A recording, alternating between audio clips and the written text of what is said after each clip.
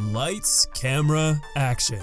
A genre putting excitement at the forefront, often through combat that shifts adrenaline into overdrive. I've made my name on YouTube playing games that do just that. Dark Souls, Bloodborne, Sekiro, God of War, Devil May Cry, all beloved titles thriving on a core of the finest action the medium has to offer. For as much as I love these shining stars, there's a whole galaxy of games out there just waiting for their moment in the sun. Enter this new series, Ranking Roulette, an odyssey into space unknown, ranking a selection of games one by one. We'll dedicate each episode to a singular theme, allowing us easier points of comparison.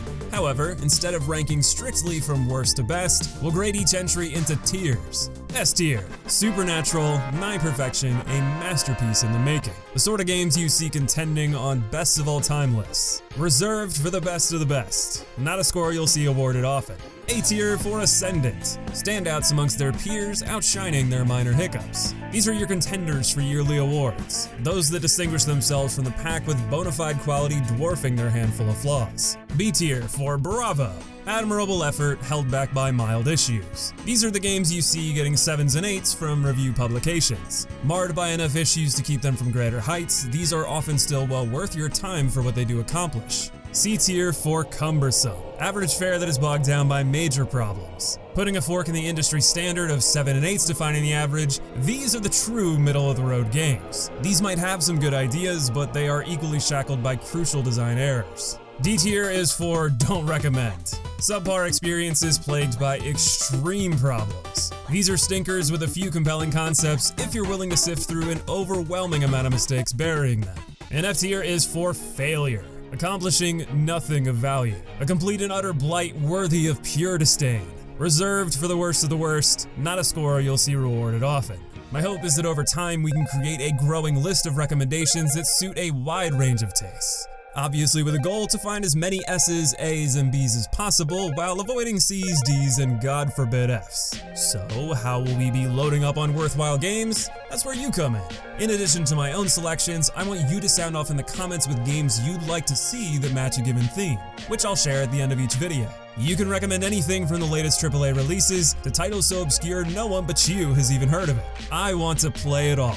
To make that a realistic pursuit and still get content out in a timely manner, I'm sticking to Steam's 2-hour refund limit to gauge initial impressions. While I personally won't be returning the games, it's a fair estimate for how long the average player would give a random game to establish its formula. So each game gets 2 hours to sell us on its concept. Today, we'll be exploring 5 action-oriented games I selected from Steam's recommendations to kick things off. The first game of the day is Nine Souls, developed by Red Candle Games and released in May 28, 2024, currently priced at $25 USD. The opening fall from grace is the most action you'll see in the beginning. The remainder is a calm reprieve, almost like the embrace of these roots. You awake in a quaint village, taken in by a young orphan for a year of healing. Your recovery is timely as the locals are whipped into a frenzy in celebration of the Souls Selection, a rare event that selects a worthy few to ascend to their paradise. There's an unnerving rancor to the festival as the once quiet streets roar with dynamic sound design that builds masterful tension. This rising action climaxes with the selection reveal. Chosen villagers get plucked by a floating helmet, and after an eerie ascent, are twizzlered into an entrail sprinkler. Excuse the graphic description. This scene follows a somber 15 minutes, and though there was some expectation of nefarious intent, I could not have anticipated how shocking it would be. The scene drags on and on, turning tension to discomfort and even nausea. That is until the little boy you've bonded with says his goodbyes. With a swift strike and a few slick comic panels, you rescue him from certain death.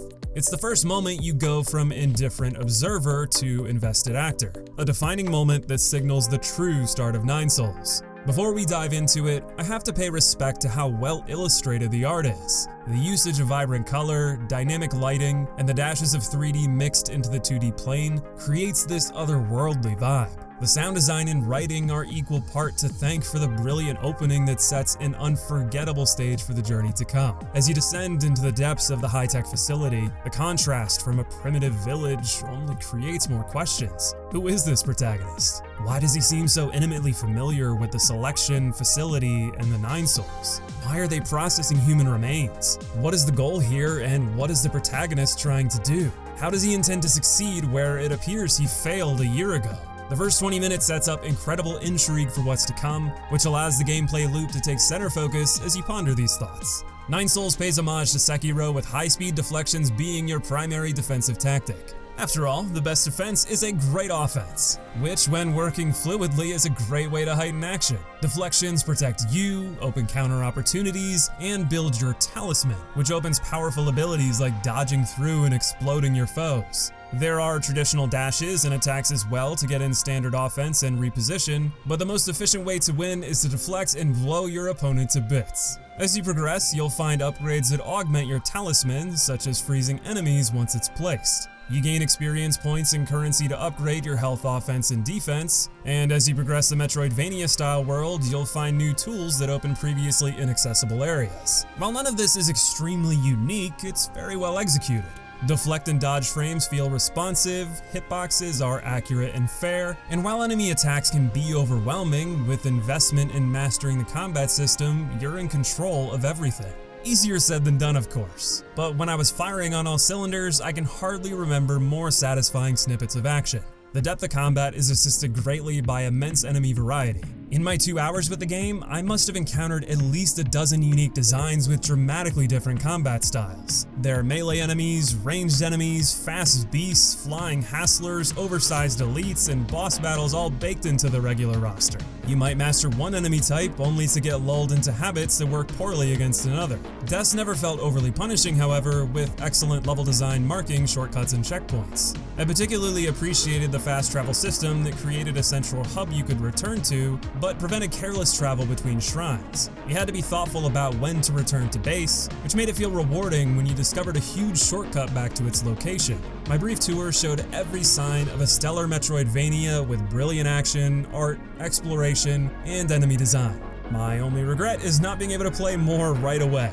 It might seem careless to give away the golden egg so quickly, but I gotta go with my gut. Nine Souls is S tier. A masterpiece in the making, one you should play immediately if anything I shared resonated with you. Next up is Bloodless, developed by Point and Sheep, released August 29, 2024, at the price of $15 US. Deflections being a focal point of combat has been growing in popularity. It was only a matter of time until it became the only way to fight. Bloodless is a game about a samurai who's given up the blade. Tomoe returns to a homeland she doesn't recognize years after the death of her sister. Rather than seek bloody vengeance, she wants to disarm the conflict with her bare hands. Combat asks you to wait for the opponent to strike, then dash into the blow. Doing so knocks the weapon from their hand. This may seem like a simple concept, and it is. The game, however, does an excellent job complicating this simple premise with ranged attackers, martyrdom-style counters upon death, red undeflectable attacks, elite foes with minuscule deflection windows, and multiple waves of it all that spreads your vitality thin. The game quickly goes from simple dashes to a bullet hell of careful positioning, resource management, fluctuating danger assessment, and tight execution. As enemies gain more firepower, you do as well in the form of key attacks. These pink blows build a stagger meter that, if filled, allows for a guaranteed disarm. You even get special key attacks for considerable damage. Yet these require careful timing to use, persistent hits to maintain the stagger built, and force you to commit to melee positioning that another enemy might make less than ideal. Your saving grace and preparation are equipable buffs to help you in combat via your T-Gourd. Using leaves you acquire, you get charges of healing, bonus key damage, stamina buffs. It's up to you what you brew. I will say it's difficult to give up the matcha for healing, but you quickly acquire a single fill secondary gourd to use for buffs. Even if the game is so hard, I found myself using that for healing too.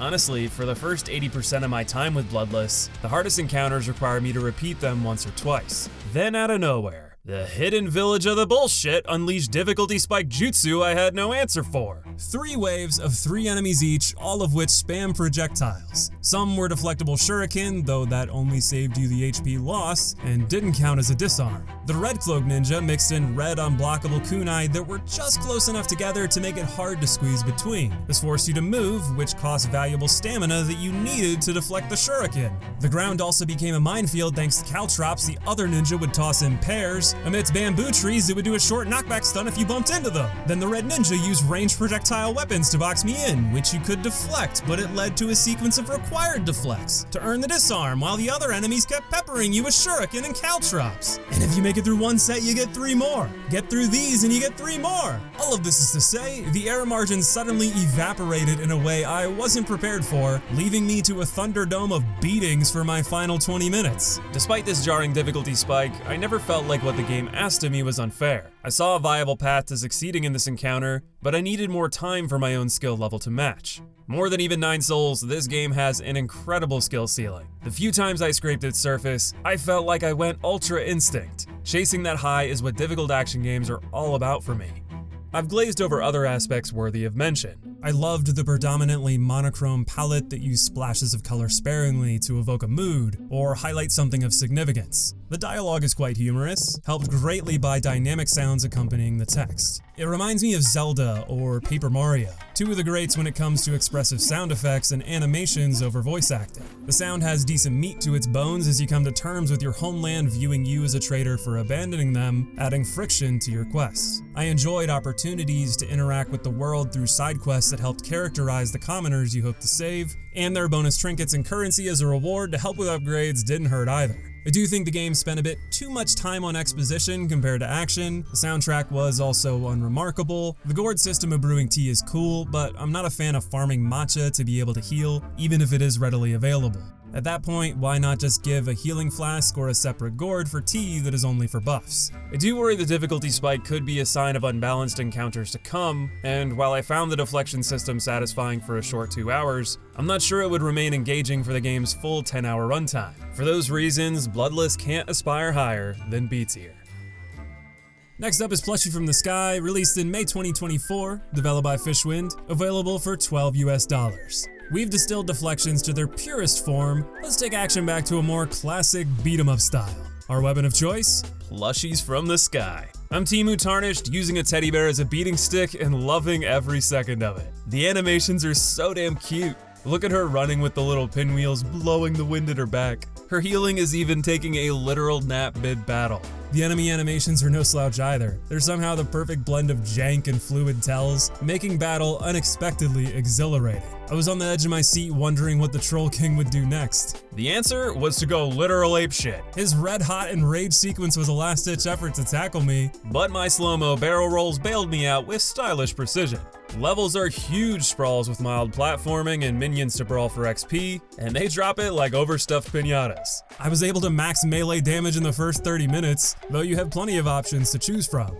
The real highlight are the bosses you test out your buffs against. The pissed Sleepywood is a riveting ascent through the clouds, gliding and pumping them full of stuffing. As the battle rages on, you have to stay afloat by blasting through wind currents, evading tornadoes, bubble barrages, and leyline nukes. I was grinning ear to ear from start to finish. The Fat Demon King tests your timing of your new projectile deflection upgrade to the fullest after a level that gradually introduced you to the concept. Then he goes full Demon Lord by stabbing himself for explosive damage, unleashing spicy melee blows, more projectiles, boulder spikes, arson. It's a moveset any boss would envy. You'd think it would be hard for each area to keep you on your toes, but no! Halfway into my time with the game, I entered the Plushie Palace, walk up to an unsuspecting gift, and get punched into orbit.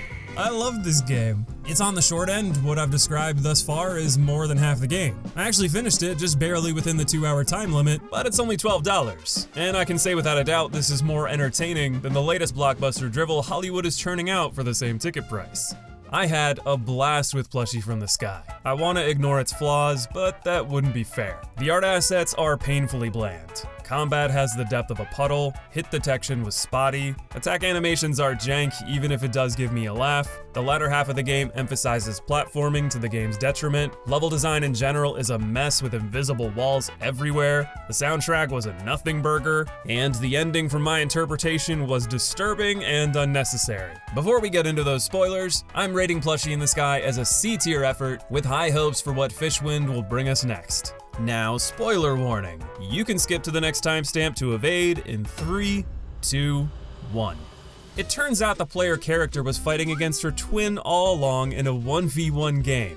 Aliens versus plushies. That is such a cute twist. Until it's revealed they spilled water on an outlet, were both electrocuted, and that's why you've imagined yourself within this game. I hope I missed something here, because that is such a dark note to end on. The screen cuts out with smoke steaming off of them. At least it makes a natural segue into Corpse Keeper. Developed by Melancholia Studio, released May 28, 2024, for the price of $20 US. From plushies to manipulating human souls and using their reanimated corpses to fight your battles. Wage war against the Horde to raise some hell and weaken the demon's barrier, so you can claim a demon soul.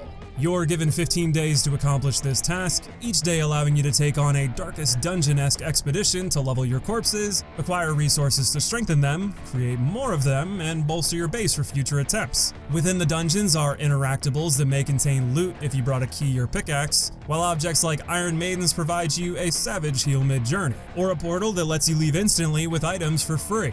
You can leave at any time at the cost of a few items, or a significant amount if you flee mid-combat. These battles make up the remainder of the dungeon and are the core action of Corpse Keeper. On the surface, it looks like a classic Mortal Kombat style 2D fighter. In reality, this leans far closer to Nine Souls and Bloodless than a complex brawler. Offensively, each corpse has a 3-hit combo. There's no complex inputs, it's all on a single button. At the cost of green gems, you can do a strong attack that might do bonus damage, or you can use magic to put status effects on the enemy. Your 5th slot is an inspiration attack that will randomly proc if you land your 3-hit combo. Continuing to land hits, whether deflected or not, without taking damage yourself builds your combo multiplier, amplifying your damage exponentially. There are 2 types of damage, balance or flesh. Flesh damage reduces HP, while balance affects posture. Fill their balance meter to break their stance for guaranteed flesh damage. Deflections are the best defensive option, as they do inflict balance damage, but you do have dodge rolls, jukes, and dashes as well. This might seem like a lot when I lay it all out like that, but combat boils down to spamming a single button until you're deflected, then deflecting or dodging in return. This is made more complex by a variety of corpses with a slew of weapons, attack timings, and tricky animations. Your execution of this simple loop has a significant effect on resource management. Damage taken can only be healed by using flesh, a finite resource that drops from defeated enemies. This is problematic because it's also required to make new corpses. You can heal over time if you leave your thralls at base, but that requires being able to make new ones. You also need to participate in combat to earn enough bones as the other ingredient in creation. You can use blood to increase the amount of these resources you start a run with, but it would take quite a grind to make it amount to anything worthwhile. This is the crux of where Corpse Keeper falls flat for me. It's brutal on resource management, making stellar combat performance key. If combat was satisfying enough to carry that burden, I might be willing to grind it out. At least for me personally, it wasn't. I was growing bored before my 2 hours even ended. There simply is not enough meat on these D-tier bones to carry an experience that expects you to grind for hours for enough resources to take on the demon at the end. And our final game of the day is Black Myth Wukong, released in August 2024 by Game Science, and priced at $60 USD. Monkey Game has been recommended to me by just about everyone. From the moment the opening spectacle starts, this game is stunning. The ensuing boss battle and odds stacked against Sun Wukong do a brilliant job of adding gravitas to his legend. Since your journey is about collecting 6 relics to resurrect him, become him? You are his reincarnation? I wasn't quite clear on that, but it seems it's your destiny to succeed him. Some people are happy about it, others are pissed and want to battle you. Which is the game's highlight. Action at a blistering pace that has a low skill floor, making it fun for anyone to engage in, while the skill ceiling seems astronomical. With so many different stances, perfect dodges, resolute parries, the speed of offense and defense allowing min-maxing of actions per second, magic utility, transformations, it's honestly hard to wrap your head around it all, let alone make use of it to the fullest in combat. And yet, in just 2 hours, it felt fluid to mix and match my abilities in a way that felt natural, even if I was far from optimal as a spammy noob. The last time I felt this way about a combat system was my first run-through of the Devil May Cry series. While the style system and combo complexity is absent, there's so much to optimize here in how you rotate through your tools efficiently and execute flawless defense. Sure, you can get through the game by spamming light attacks and dodge rolls, but you'll get so much more out of the experience if you engage with everything it has to offer. At least in the early hours, basic mobs were underwhelming in this regard. You could easily combo spam them to death, making it jarring when you encountered a boss that asks a lot more of you. Fortunately, you do encounter them quite often, giving you the opportunity to develop your skills further. My personal favorite was Snake Man. Across 2 phases, we made full use of his massive pond arena, thanks to his insane closing speed, diverse kit with short and long combos, wide sweeps, devastating thrusts, and boatloads of health across 2 phases. This was the first time I really felt pushed to make the most of my defensive options, stretch the limits of my healing for mistakes, use optional buffs, magic at key moments, and transform with high execution to make shorter work of his bodacious vitality. There was a brawler phasing in and out with wind, and a monk going bananas with a billion worshippers in tow who were pretty cool as well. Most others felt more like mini-bosses that added nice flavor to the exploration loop. The extensive forest with bland assets grew somewhat dull, but I appreciated how many secrets were scattered throughout to make thorough searches rewarding. The skill tree is overwhelming, especially when magic and transformations expand the demand for experience points. Fortunately though, you get them at a steady pace, and it seems respecs were freely available at shrines. It is hard to get a full impression of how the game will grow in just 2 hours. This is apparently a 50+ hour epic to see all the content, meaning I played less than 5% of what it has to offer. The 2-hour teaser did generate a lot of excitement for depth of combat, a faithful recreation of a beloved tale, and bountiful secrets to uncover. That said, I found the attempt at realistic graphics boring compared to the more creative art styles we saw today. The fidelity particularly bothered me because performance was so choppy, which is horrendous for such a high-speed action game. The soundtrack lacked any standouts, but I do appreciate the punch of sound design and combat. I do worry while the combat and boss rush could carry my interest, the wide linear exploration would grow tiresome over such a long game. For my first impressions, I would award Black Myth Wukong a B+. It's right there pushing for an A, but I have too many concerns about how it would hold up over its long runtime. I hope you enjoyed me ranking games instead of bosses. I've expressed the heart of this channel is meant to be the joy of play, and that means experiencing as many games as we can together. For today, instead of specific games, I'd love to hear your thoughts on themes you'd like to see in the comments. It can be genres, game franchises, licensed games from a particular series, anything you can come up with, from popular to obscure. And if you'd like to see me sample the games for this series, I'll be live tomorrow on twitch.tv/theDeModcracy playing indie gems for the next episode. If you're watching this in the future, who knows, maybe I'm live right now, come check us out. I hope to see you there, and very soon in the next video.